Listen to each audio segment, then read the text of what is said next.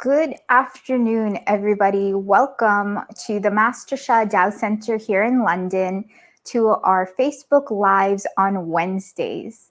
My name's Hina, and I'm coming to you from the Master Sha Tao Centre here in London. And today's Facebook Live show, we have a very special guest. As usual, all our guests are super special. But today we have financial advisor Anup Shah. Anup lives in Manchester, and he was introduced to the wisdom and teachings of Master Sha and the connection with Master Sha through his sister and his brother-in-law. So Anup, if you can come on. Hi, Hina. Good afternoon. Hi, Anup. Welcome to the show. Thank you so much for giving us your time just to speak with us today. Thanks for your invitation. Very happy to do so. So my first question is that I think you had told me that you already knew before coming into the teachings of Master Sha that you were somewhat spiritual, but you didn't really understand the depth of the spiritual journey until you started receiving the teachings. Is this correct? Can you delve a little bit deeper into this? Not quite, but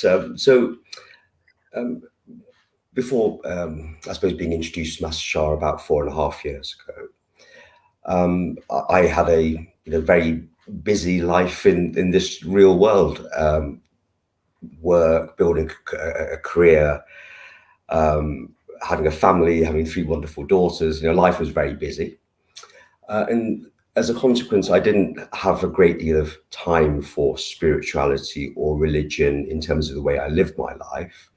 But in my earlier years, I'd been exposed to Jainism, which is my family religion, by my mum and my wider family. And I suppose introduced to concepts like the soul, the power of forgiveness, in terms of what we saw and heard within our family environment. After having been on the journey with Master Sha, however, I can now look back on my life before I was spiritual, because now I am, before I was spiritual, and I can now see actually there were times in my life where I listened to my inner voice or what felt right to me. And I now understand that was my soul communicating with me, although I didn't recognize it at the time.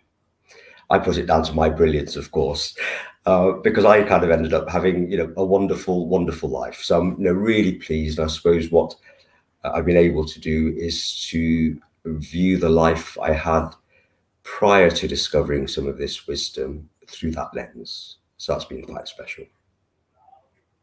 Oh, so that sounds amazing. So basically, you were living real life, which is kind of what everyone, I guess, grows up thinking. You grow up, you go to school, you go to university, you get a job, you get a wife or husband, you get kids, and then you somehow got into the spiritual journey with a lot more awareness and figured out that the spiritual journey is very connected to our real life. Yeah, and I'm still on that journey. I don't think I've figured it all out, but on the journey with Master Sha, and I came to my first workshop in London, and I sat there quite confused, bemused, but there was some sentences, some sentiments, some reflections which really struck a chord with me. And so I kind of ended up, leaving, thinking that was interesting, and then found myself coming back a couple of months later.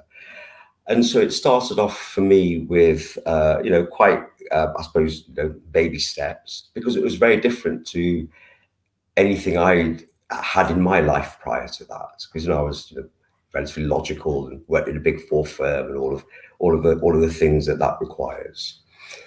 And I suppose what I've found over time is that some of those things that confused me, very simple sentences, some of Master Sha's wisdom is contained in these simple sentences. So they struck a chord, but now I have a better appreciation for the depth that sits under some of these simple sentences. And so you start to get a little bit of an understanding around this amazing kind of world that we're not exposed to in the West in our normal day-to-day lives. We're driven by other things because that's where we live and how we live. And now, I suppose what it's brought to me is certain clarity. It's made my life a little bit simpler, actually, because it's just enabled me to rediscover myself a little bit more. And it's an ongoing journey, but I'm really enjoying the journey. Yes, I mean, and it is an interesting journey. So basically, you kind of realized, which I think a lot of people actually do need to hear, to be in your spiritual journey doesn't mean you have to go to a mountain and be a monk or be in a monastery or an ashram. But the spiritual journey starts with wherever you are in life right now. And it doesn't matter if you call yourself spiritual or think you're not spiritual at all. At the end of the day, we are on a journey where we have to align with our soul. And now I think basically, oh, I love that quote of yours where you had said, I still remember it, and this was like 3 or 4 weeks ago, but I still remember you saying, and I quote, everything has changed, yet nothing has changed. So Yeah. can you go and multi-layered words? Yeah, sure. Sorry, you cut out a little bit in that, Zena, so I think I got the question, so let me try to respond. So in terms of nothing's changed, I still live in the same house. I still drive the same car. I'm, still in a challenging relationship with my other half. I still have 3 wonderful daughters. I still have to work for a living. So from that perspective, nothing's changed. However, what has changed is, I suppose, the way I feel about my life. I'm less angry than I was before. The stimulus is still sometimes the same. People don't do what they should do, what they agreed to do, but still, for me, is not the way they should behave, because that's not how I behave to them. But the angst and the anger and the frustration that used to go along with that now is a thing of the past for me. And as a consequence, I just think I'm a little bit happier. I also I've talked to people in a different way about different things to what I would have done before. And as a consequence, I'm very fortunate. I have a great job and a great standard of living. And I love the fact, for example, Master Sha says, you don't have to be poor to be spiritual, because you don't, you should enjoy life.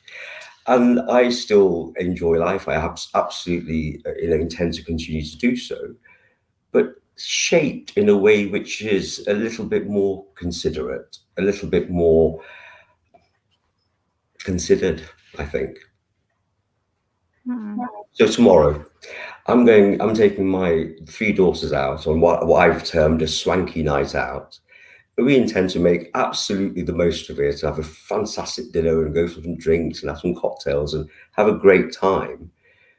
But I'm doing it to celebrate. My intention is to celebrate them. That changes it. Hmm. That's very true. So basically, everything has changed, but nothing has changed. So you're still doing the same things, your everyday life, your relationship, your kids, your job, but with the way you carry yourself, the way that you feel, your perspective, and your own communication with your own soul has changed everything. So, The way you do it, not so, that those things have changed. so my communication with my soul is still in its infancy, is how I feel. I've still got things that I need to do. I need to, and it sounds so strange for me to say it, but I recognize I need to purify. I need to practice more for some of these other things to come into my life. But what I would say is, my spiritual practices have improved my physical life. I feel they have.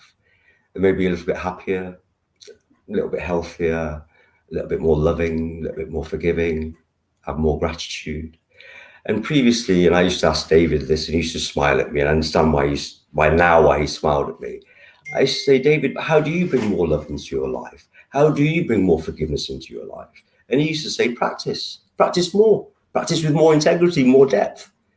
And I used to say, come on, well, that doesn't make sense. That this doesn't, it's not meant to make sense. You're meant to experience it.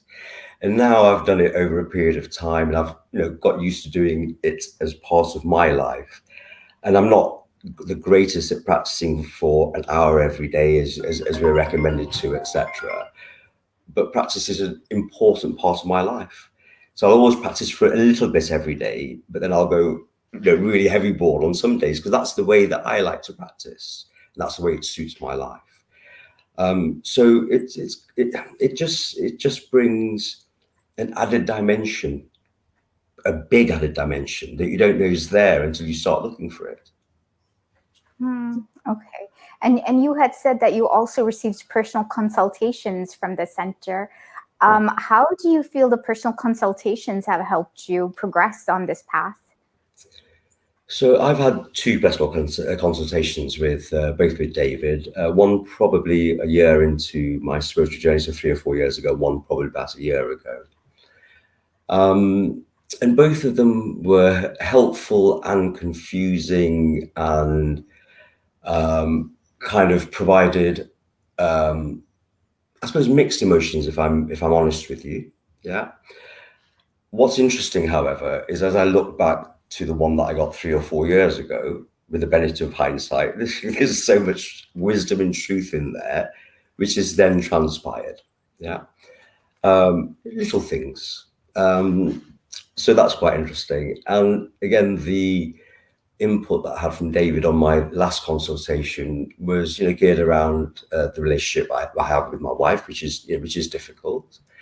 And it was very helpful in just enabling me to understand it in a different way, to understand, the kind of karmic aspects of our relationship. It hasn't solved things, but it's helped me to understand and contextualize, and therefore hopefully to be able to deal with that challenge and blessing and lessons and all of the things that come along with these things in our lives in a better, more constructive way. So I remind myself that some of the best things in my life, my daughters, are only here because of my wife. As a consequence, I've got to kind of, in these difficult times, remember what she's brought into my life.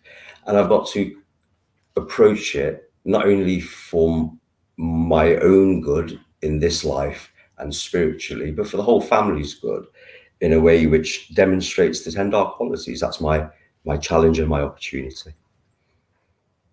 Yeah, relationships, especially these days, are very much a hot topic because relationships is just one of those things that come with so many intricacies. So having that guidance, that clarity in how to deal with difficult relationships or challenging relationships is, I think it saves us so much grief, and just it provides kind of a path of clarity.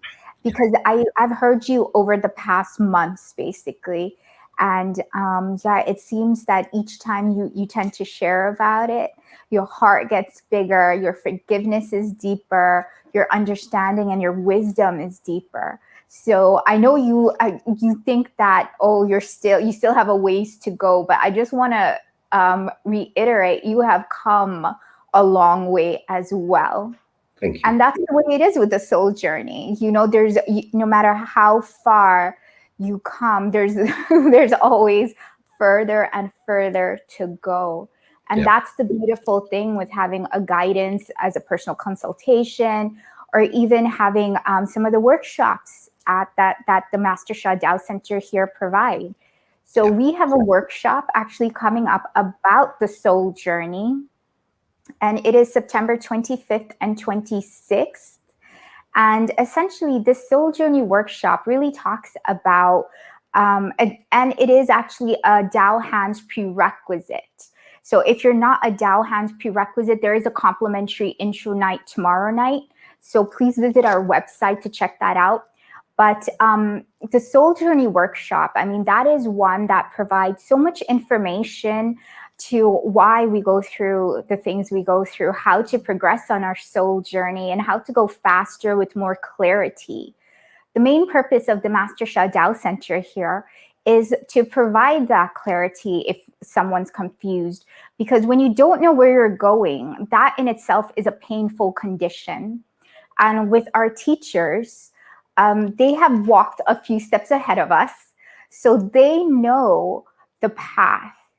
And what we try to do here is we try to lighten the path so others can follow. So it's not just soul journey workshop if you're on the spiritual path. It really is about every aspect of life.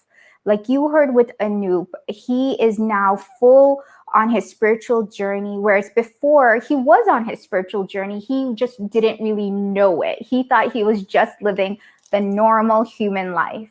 But all of us are on the soul journey. And the best way to travel on any journey is to have a good guide.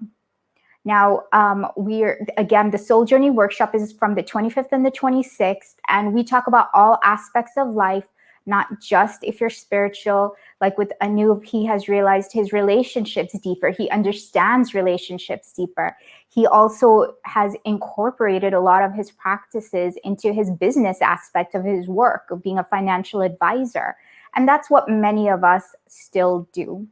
So please join us for the Soul Journey workshop. The link will be up in the chat. And if you are interested in knowing more about Master Sha's teachings, a really good book to get is actually The Power of Soul. And if you can actually get this book, this is a wonderful book to get. And if you can manage to read it before the Soul Journey workshop, you'll actually gain more from that workshop. So please get the book, come to the workshop, or if you just want to have a little taste, at least get the book and read up on it. The wisdom that Master Sha gives all of us is amazing ancient wisdom. And the best thing is it provides clarity. It provides wisdom and knowledge to answer many questions that for many people go unanswered. So if you're here watching this, if you happen to come and see this video, no matter if it's in the future, currently, this book is always good to get. And the Master Sha Tao Centre in London, we have frequent programs, we have weekly programs. So please get a taste of the pear. As Master Sha always says, if you want to know if a pear is sweet, taste it. If you want to know if the Tao calligraphy healing field, if you want to know Master Sha's wisdom and teachings, if they work, if they're powerful, experience it. So my name is Hina, coming again from the Master Sha Tao Centre here in London, and I hope to see all of you very, very soon. Thank you.